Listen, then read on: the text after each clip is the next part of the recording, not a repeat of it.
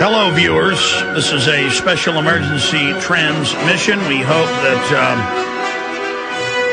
things turn out to be a false alarm put out by the Mexican U.S. government, as well as the British government, the United Nations, World Health Organization, and others. I'm going to be here live for the next 2 hours, and we're going to be opening the phones up coming up in about 30 minutes. And I'll give you that special in-studio toll-free line. We will not be using the Genesis phone numbers because this special transmission is only at Infowars.com, PrisonPlanet.com on the audio streams for the radio listeners and viewers at PrisonPlanet.tv. Again, thank you so much for joining us this evening with this important news and information that needs to be covered. And I will be asking later in the show for callers from Mexico City, South Texas, Kansas, Montreal, Canada, New York, and other areas where this new strain, this hybrid strain of bird flu, swine flu, i.e. pig flu, and human flu, a mixture from Asia, Europe, and North America. It's very rare to have a mutant strain from two different animals that actually can hurt people. And then to have it from 3 different continents and mixed together and being generated from a single nation is really amazing. So we've got a ton of important information to cover on this front, all the latest news for you tonight. Let me just go over some of the headlines. I'm going to break down what I believe is really behind this and what we're facing. Mexico's Calderon declares emergency amid swine flu outbreak. They've basically locked down Mexico City. They're putting people in quarantine who have the flu. There are reports coming out that at least 68 are dead. Some reports are now saying it's over 200, but that they're covering that up not to create a panic. We'll get into that from the BBC as well coming up. Again, Mexico may take more flu control steps, Calderon says, expanding government power. Reuters headline, global flu pandemic fear grows, more U.S. cases. Venture capital firms set to reap rewards of the swine flu outbreak.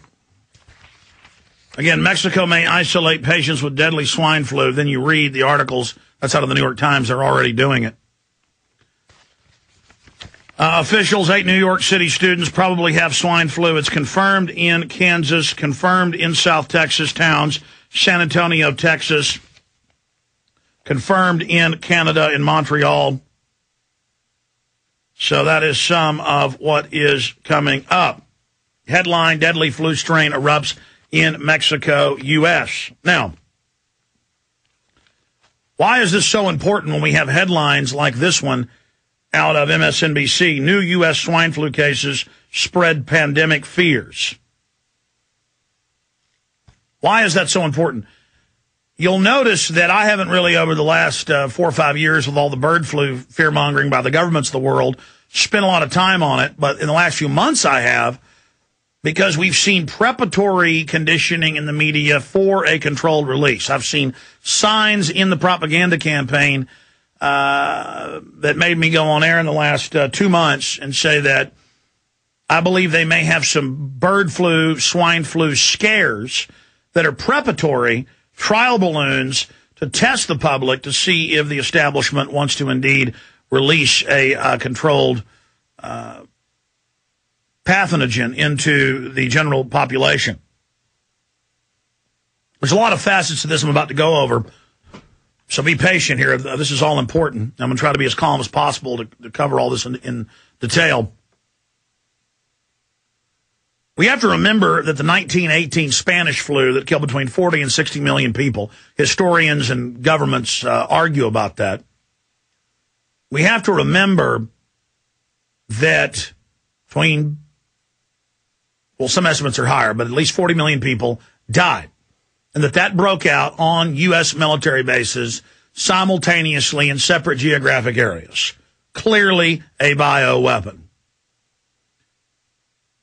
We know that the Army 9 years ago dug up the Spanish flu, went to whaling sites in the Arctic coast, and dug up dead whalers that had been frozen in the permafrost at the different cemeteries that had the very deadly strain of the of the Spanish flu in them that killed over 40 million people. Now, why couldn't they just get it in the environment today? Because it mutates. Viruses always mutate. They mutate to a point, some of them that become deadly or damaging to humans or other animals that they're attacking if they're zoological. But when you have a really big pandemic, especially, they mutate very, very quickly because there's so much of the virus out there. They're always changing their form. That's why a lot of top scientists have looked at HIV, the virus that supposedly causes AIDS, and have said that it's weaponized because you notice it's been around for 30-plus years now, and it just keeps on killing. It's really just a name for a class of weaponized viruses, and we have the U.S. Patent Office documents on that in the congressional funding. It's the Weaponized Cancer Virus Research Program. They just had the anniversary a few days ago of Dr. Salk's polio vaccine that gave over 200 million Americans the SV40 deadly cancer virus that the government admits has killed millions and millions of people with the formerly rare cancers that are now very, very common that it causes. It's also found in all major sewer supplies of the world, from India to China to the United States, because it is communicable and is continually passed on. But thank God it has mutated and is not as deadly as when it was first given.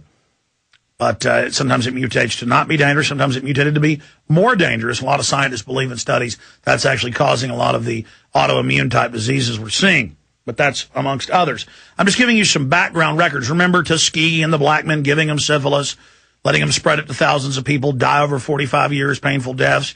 You know about them nerve gassing U.S. troops and British troops in test, or the foster system grabbing children and radiating them to death. And you didn't know about that? Just Google it. It's mainstream news. The Department of Energy has all these apologies and letters and websites about it, and they admit they did it. So to sit there and say they don't do this when there's thousands and thousands of programs, tens of thousands of separate cases alone in those thousands of programs that are declassified, for me to sit up here and talk about this could be the government is the first thing we should do. You know, they've had two releases in 2001 and then again last year out of the Portendown Bioweapons Lab, zoological lab in England. And then suddenly, simultaneously, it spreads all over England to the cows and sheep in just a matter of days in separate sites, hundreds of miles apart. And it's a weaponized form. And we knew it was weaponized and said it was, and it came out it was. And they said, somebody snuck out of the lab with it. And simultaneously, this one rogue person went to hundreds of farms. And I mean, come on, folks. And then the government admits they released this deadly horse flu in Australia. And they say, some bad employee that's an environmentalist snuck out and gave horses all over Australia, thousands of miles apart. It all pops up at once. This is done by design. Now, I have some of the history of that. They had after the Spanish flu, they had a swine epidemic in 1918 that killed several million people worldwide. 600,000 died in UK, France, and Germany alone. 548,452 died in the U.S., so just we'll say millions worldwide. That was the second one.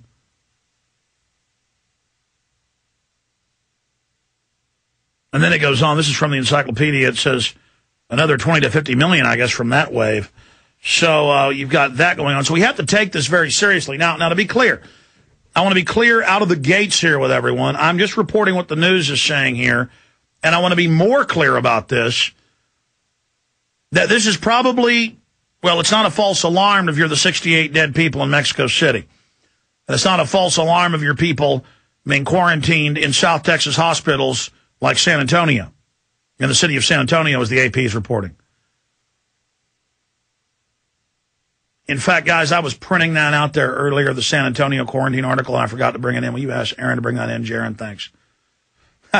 Classic Alex Jones. I've been at home for 5-6 hours a day printing articles, doing research, and then didn't think, looked over at the printer, pulled out this giant stack at 7 when I had to drive into the office, and the printer had run out of ink, and it was worthless.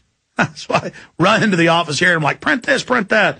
Again, we're a small, little independent news outfit that is not controlled by corporate funding, so we can talk about whatever we wish here, but sometimes the antics are amazing, and generally it's my fault. The good old folks at New Silver Solution, and the website is supernaturalsilver.com. Supernaturalsilver.com. This is something that kills bacteria, viruses, you name it, well documented. They've got it down to a super small nano-sized particle. Supernaturalsilver.com. Check them out at Infowars.com. Supernaturalsilver.com.